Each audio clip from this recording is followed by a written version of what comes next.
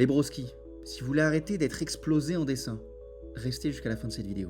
Étape numéro 1. Choisis l'illustration de ton artiste préféré, ou plutôt ton illustration préférée de ton artiste préféré. Étape numéro 2. Analyse l'illustration, tout simplement. Les deux questions les plus importantes à se poser. Je prends mes notes.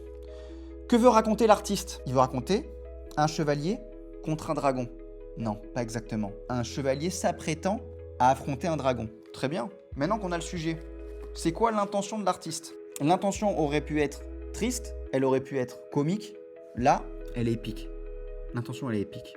Elle est épique et un peu dramatique, qu'on se le dise. La dernière question à se poser, la plus importante, et là, tu vas prendre ton petit carnet, tu vas noter. L'intention étant épique et dramatique, quel contraste l'artiste va utiliser pour renforcer son intention?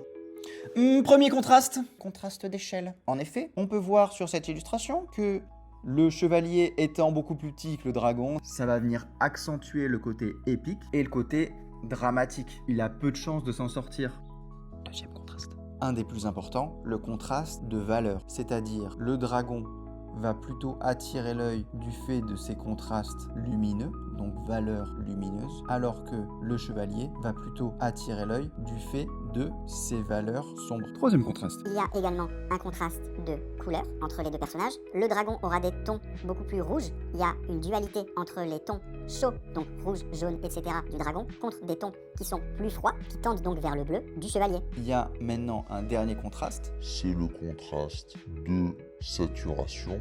Le chevalier qui a des couleurs qui tendent beaucoup plus vers le gris, donc le côté gauche de la roue chromatique, contre le dragon qui a des couleurs beaucoup plus saturées, flashy, qui tendent vers la couleur. Maintenant que tu as réussi à analyser ton image, si tu veux un super exercice, abonne-toi pour avoir la partie 2 de cette vidéo. Finalement, j'ai pas trop d'outro, elle est pas terrible. On peut vivre de sa passion.